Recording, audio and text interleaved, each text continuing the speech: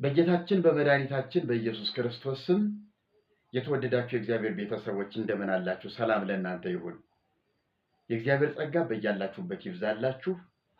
ክብር ለአምላካችን፣ ክብር ለአባታችን ለእግዚአብሔር ይሁን። ዛሬ አንድ መልእክት ይዤ ወደ እናንተ መጥቻለሁ። ምናልባት በማስታወቂያ መልክ ተናግሬው እንደሆነ አላውቅም።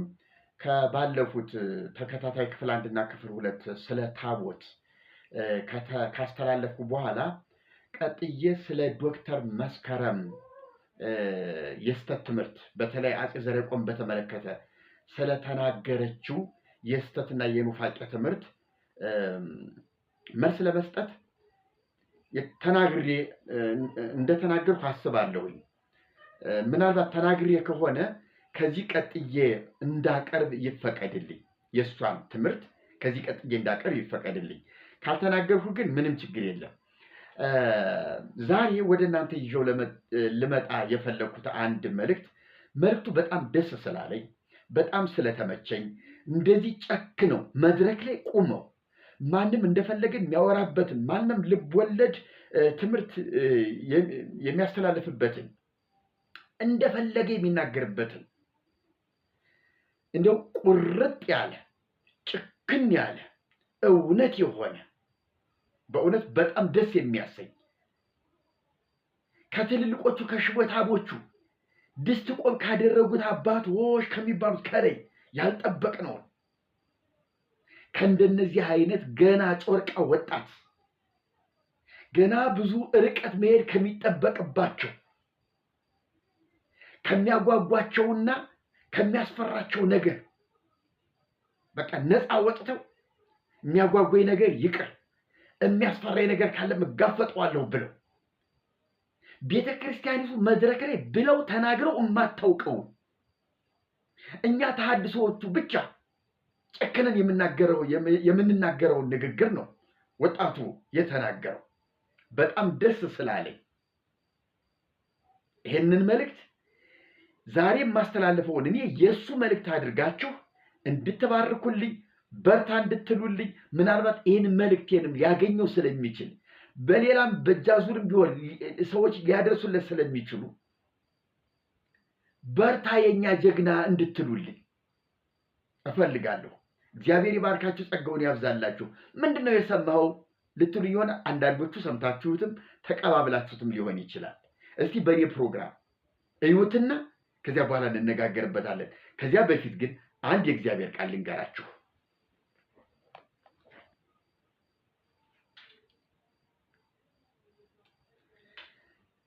ሐዋርያው ቅዱስ ጳውሎስ እንዲህ ይላል። ወደ ቲቶ የጻፈው መልእክት ነው።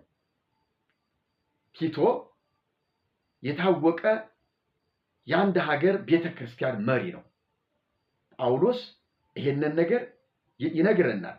ለቲቶ በጻፈለት በመጀመሪያው ምዕራፍ ሲናገር የቀረውን እንድታደራጅ፣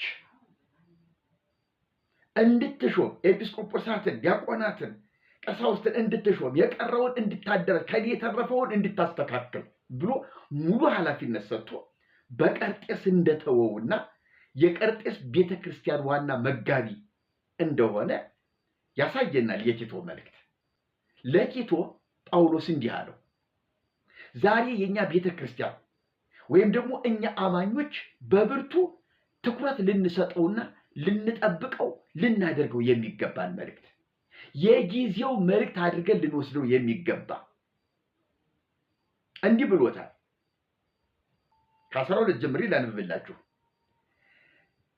እነዚህን የገዛ ራሳቸው ነቢይ የሆነ ከእነርሱ አንዱ የቀርጤስ ሰዎች ዘወትር ውሸተኞች፣ ክፎች፣ አራዊት በላተኞች፣ ስራ ፈቶች ናቸው ብሏል አለ። ይህ ምስክር እውነተኛ ነው። እንግዲህ ስለ ቀርጤስ ሰዎች የተነገረው የገዛ ነቢያቸው የተናገረው እውነት ነው፣ እያደረጉት ነው ያሉ ነው ጳውሎስ እየተናገረ ያለው። ስለዚህ አለ ለቲቶ ምን ይለዋል? ስለዚህ ምክንያት የአይሁድን ተረትና ከእውነት ፈቀቅ የሚሉትን ሰዎች ትእዛዝ ሳያዳምጡ በሃይማኖት ጤናሞች እንዲሆኑ በብርቱ ወቀሳቸው።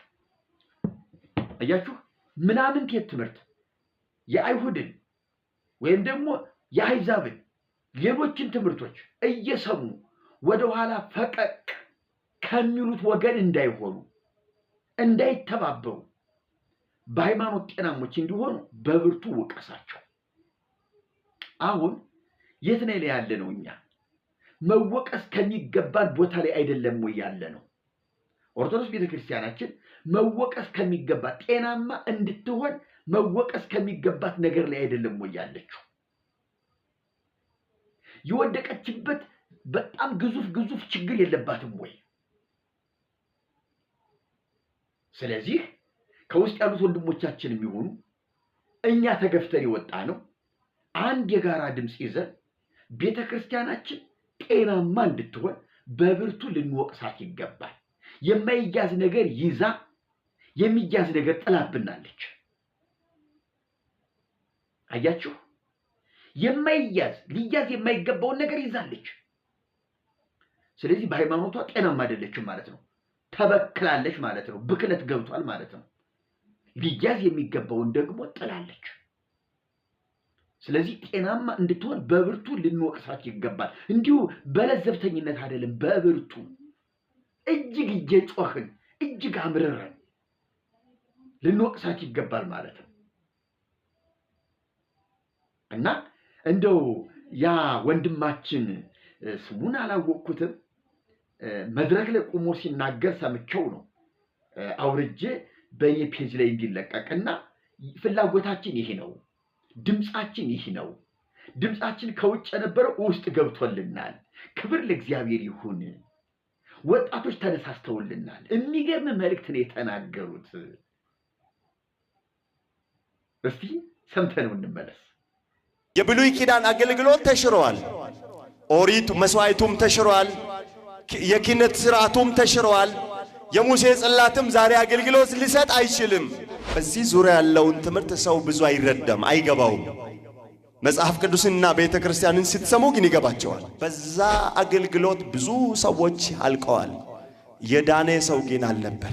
በዛን ዘመን አለ የሮሰነቲ ሕጌን በድንጋይ ጽላት ሳይሆን በልባቸው ይጽፋለሁ አለ።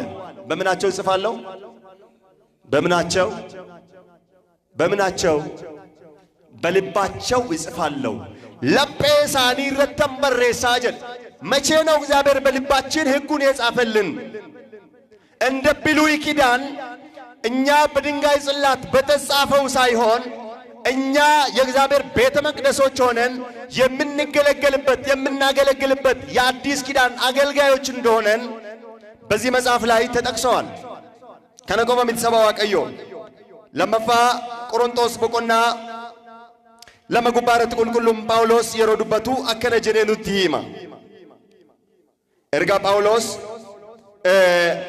ገራ እሳ ለመፋ ቆሮንቶስ ጀቹዳ የሮ በሬሱት አከነ ጀን አካ ጽላቲ ኢሳ ከኩሞፋት ዮኪንሞ ኢሳ ዱሪቲ ሶንታኔ ጀን ምዕራፍ 3 ከቁጥር 3 ጀምራችሁ ስታነቡ ማለት ነው። እናንተ አለ በሕያው በእግዚአብሔር መንፈስ እንጂ በቀለም አይደለም፣ በሥጋ በሆነ በልብ ጽላት እንጂ በድንግል ድንጋይ ጽላት የተጻፈ አይደለም፣ በእኛ የተገለጠ የክርስቶስ መልእክቶች እንደሆናችሁ የተገለጠ ነው። እርገጀዴ ቦዴ ብቃታችን ከእግዚአብሔር ነው እንጂ በገዛ እንደሚሆን በእጃችን እንዳይሆን አንዳች እንኳን ልናስብ ራሳችን የበቃን አይደለንም ካለ በኋላ ቁጥር 6 ላይ እርሱ ደግሞ በመንፈስ እንጂ በፊደል ለማይሆን ለአዲስ ኪዳን አገልጋዮች እንሆን ዘንድ አበቃን። ፊደል ይገላል፣ መንፈስ ግን ሕይወትን ይሰጣል። ዳሩ ግን አለ ወደ ብሉይ ኪዳን አገልግሎት ሲያመራ፣ ወደ ሙሴው ጽላት ሲያመራ ሲያመለክት እንዲህ አለ። ዳሩ ግን የእስራኤል ልጆች ለዛ ለተሻረው ፊቱ ክብር የሙሴን ፊት ትኩር ብለው መመልከት እስኪሳናቸው ድረስ ያ በፊደል ድንጋዮች ላይ የተቀረጸ የሞት አገልግሎት በክብር ከሆነ የመንፈስ አገልግሎት ግን እንዴት ይልቅ በክብር አይሆንም አለ። የብሉይ ኪዳንና የአዲስ ኪዳንን ይናገራል። ያ የብሉይ ኪዳን መስዋዕት ተሽሯል። ያ የብሉይ ኪዳን አገልግሎት ቀርተዋል። ያ የብሉይ ኪዳን አገልግሎት በሰዎች ዘንድ የከበረ አገልግሎት ነበረ። እግዚአብሔር በተሻረው በዛች በሙሴ ጽላት በዛች በሙሴ በተሰጠው ሕግ ብዙ ታምራት ሲያደርግ ነበረ። ሰዎችም በዛ አገልግሎት የተቀሰፉ አሉ፣ የተቀጡ አሉ። ምክንያቱም ያ አገልግሎት የከበረ ነበረ። ተጃጅልቺ ተጃጅለ ከበጀማ ቱሬ ተጃጅልት ተጃጅለ ውልፊነ ቀበሰ ቱሬ ከሩጀ ተጃጅልቺ እኛ ከሲት ውልፊነ ቀበሰ ቱሬ ሱን inni seera kakui irratti kenname sun dhagaa irratti yookiin ጽላቲ irratti barreeffamee kenname sun egaa akkas kabajame egaa akkas ulfina argate በመንፈስ የሆነ ደግሞ ከዚህ እንዴት ሊቅ ይገባል ይችላል አለ። akkamitti isa kana caalaa ulfina qaba jedhe kana jechuun maal jechuun amma yeroo tokko tokko በዚህ ዙሪያ ያለውን ትምህርት ሰው ብዙ አይረዳም አይገባውም። መጽሐፍ ቅዱስና ቤተ ክርስቲያንን ስትሰሙ ግን ይገባቸዋል። የሮ ኪታበ ቁልቁሉ በረተኒፊ ዱብስተኒፊ መነ ክርስቲያና የሮ ዳጌሰን ይሲን ይገላ የተሻረው የሙሴ አገልግሎት ማለት የብሉይ ኪዳን አገልግሎት ማለት ነው። የብሉይ ኪዳን አገልግሎት ተሽሯል። ኦሪቱ መስዋዕቱም ተሽሯል። የኪነት ሥርዓቱም ተሽሯል። የሙሴ ጽላትም ዛሬ አገልግሎት ሊሰጥ አይችልም። በተስካነ ከሰቲ ታቦኒ ሙሴ ዮኪንሞ ጽላቲ ሙሴ ተጃጅለ ከኑ እንደው ያ በፊደል ነው፣ አሁን ግን በመንፈስ ነው። ያ በበግ ደም ነው፣ አሁን በክርስቶስ ደም ነው።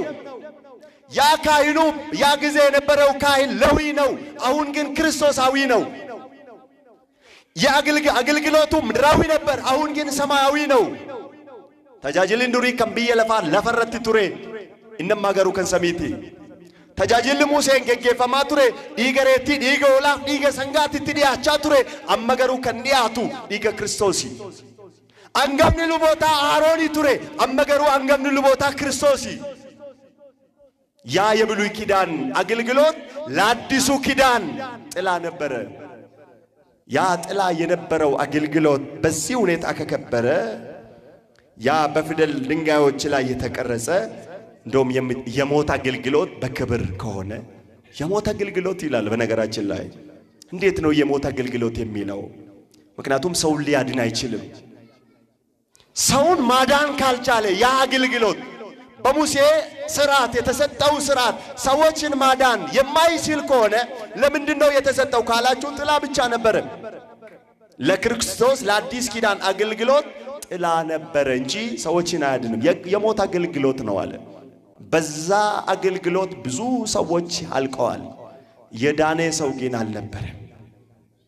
ነምኒ ተጃጅለ ሰናን ፈየ እንጅሩ ገሩ ተጃጅለ ሰናን ማልተይራ ነምኒ ባየን ዱሜራ ጀቹዳ ከናፍ የመንፈስ አገልግሎት እንዴት ልክ በክብር አይሆንም?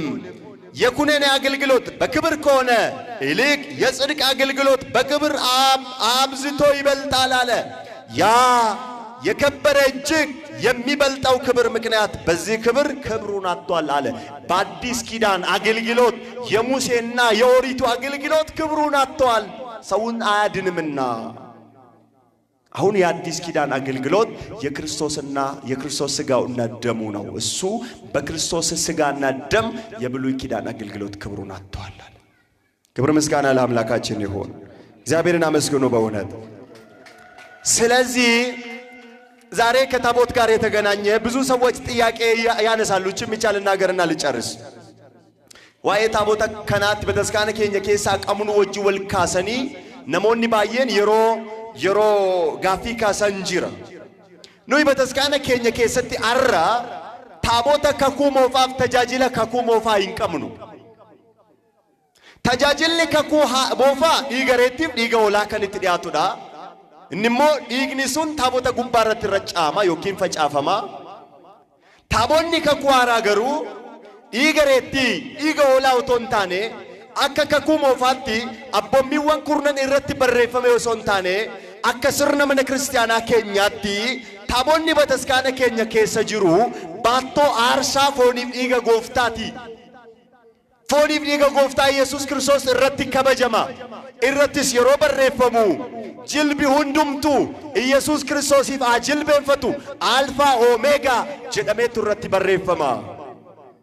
Barri kun bara waaqayyo fuula isaanuu deebise waan ta'eef fooniif dhiigi gooftaa keenya immoo jireenya kallaatu waan ta'eef ilaala tajaajilli kakuu moofaa akkas kabaja erga qabaate taabota irratti kabaja hangana ga'u tajaajilicha erga argate inni kakuu haaraa fooniif dhiigi gooftaa immoo kabaja akkamitti argatu natti himaa ስለዚህ የአዲስ ኪዳን ታቦት ከብሉይ ኪዳን ታቦት ይበልጣል በክብርም ማለት ነው እንዴት ይበልጣል ካላችሁ በብሉይ ኪዳን ላይ የሚቀርበው የበግና የተሻረ አገልግሎት የሞት አገልግሎት ነበረ በዚህ በአዲስ ኪዳን ታቦት ላይ መስዋዕት የሚቀርበው ክርስቶስና የክርስቶስ ሥጋና ደም ነው የትኛው ይበልጣል ከምቱ ጫለትን ዲገሬቲ ከንትዲያቱ ሞ ዲገ ክርስቶስ ከንትዲያቱ ጫል ነቲማም ኢሳ ፎኒሞ ኢሳ ፉራ ጫለትን ከምቱ ጫል እንሱኒ ከንፎኒት እንኩኖ ከማል ከነፉራት በኤርምያስ ትንቢት ምዕራፍ 3 ከቁጥር 16 ያለው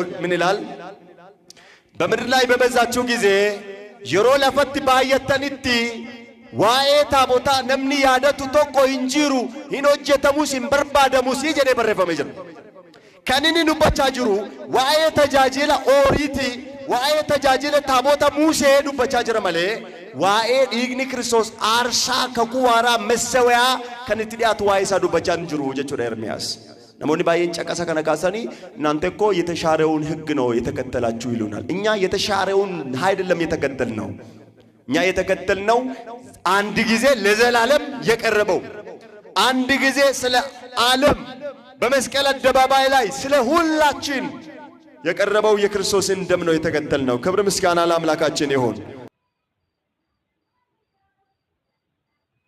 ይሄ ነው አያችሁ በቃ በጣም እኔ ልቤን የነካው ንግግር በጣም ልቤን የነካው ንግግር ነው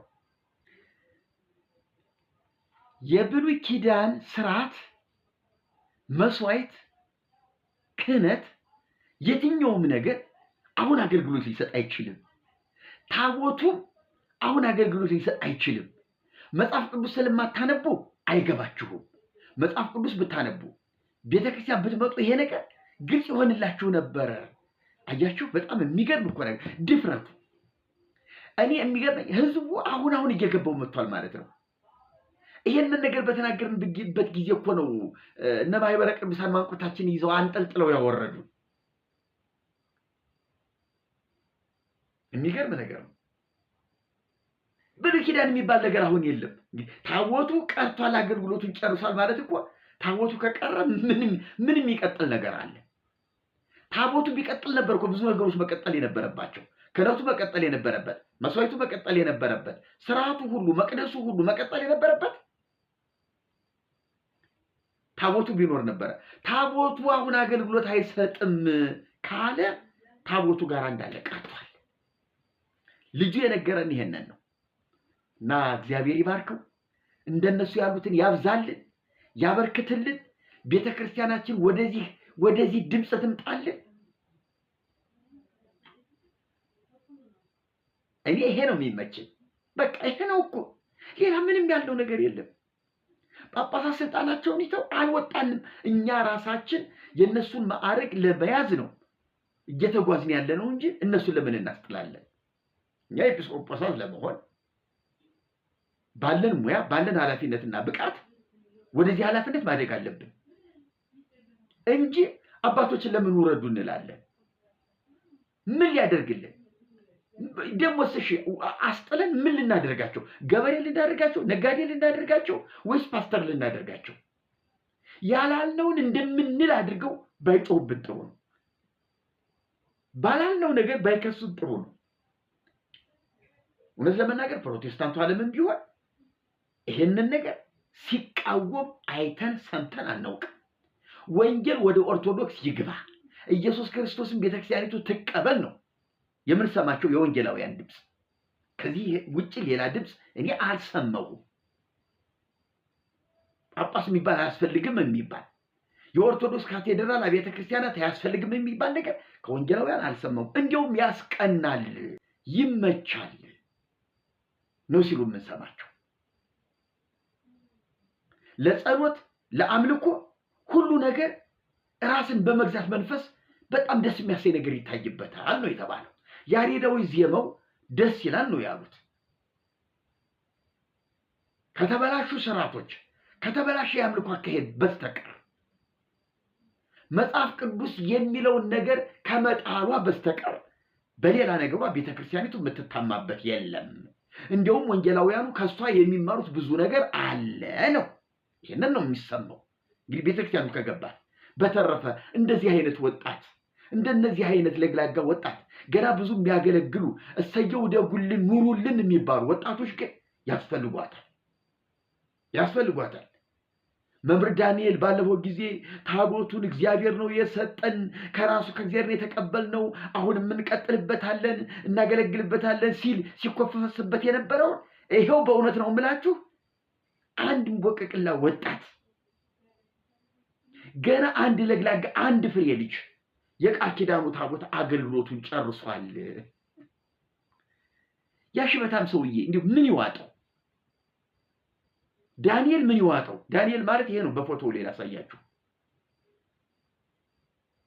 በጣም የሚያሳፍር ንግግር የተናገረ። ተባረኩልኝ። ዛሬ ብዙ አላበዛባችሁም። በጣም ደስ ስላለኝ እንደው ሰበር ዜና ልበለው ምን ልበለው በዚያ መንገድ መጥቼ ነው። እግዚአብሔር ይባርካችሁ። ተባረኩልኝ። ዛሬውኑ መሪውኑ ኤዲት አድርጌ ዛሬ ማታ ነው የሚለቀቀው በኢትዮጵያ ሰዓት አቆጣጠር እንግዲህ 4 ሰዓት ገደማ ጀምሮ እንደተለቀቀ እዩልኝ እና እግዚአብሔር ይባርካችሁ። ይሄንን እንደው እስቲ ኦርቶዶክሳውያን ወገኖች እንኳን ደስ ያላችሁ፣ እንዲህ አይነት ወጣት ተወለዱላችሁ፣ እንኳን ደስ ያላችሁ ብላችሁ ቤተክርስቲያኒቱንም የምስራች በሏት። የምስራች እንኳን ደስ ያለሽ። በቃ በእግዚአብሔር ፊት የሚታይ ባለ ራእይ ያለው ዓላማ ያለው እግዚአብሔርን ቃል የታጠቀ የቀረንና ያለን ኪዳን መለየት የቻለ የቀረን ኪዳንና አዲስን ኪዳን መለየት የቻለ በቃ የእግዚአብሔር ሰው በእግዚአብሔር ፊት የሚታይ የእግዚአብሔር ባለሟል የሆነ ሰው እየተወለደ ነው፣ እየተተካ ነው። እግዚአብሔር ኤሊን ሊያሳፍር እኮ ሳሙኤልን አስነስቷል። ሽበት በሽበት የሆነውን ሽማግሌውን ኤሊ ከሁለቱ ልጆቹ ጋር እግዚአብሔር ሊያዋርድ ሳሙኤልን ገና ምንም የማያውቀውን እግዚአብሔር ከሳሙኤል ጋር ይነጋገር ነበር።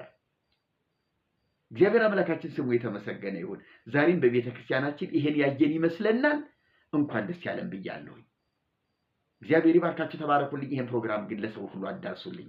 ተባረኩልኝ። እኔ ለልጁ ስል ነው በጣም ደስተኛ ነኝ። እግዚአብሔር ጸጋውን ያብዛላችሁ። ሰላም ሁኑልኝ።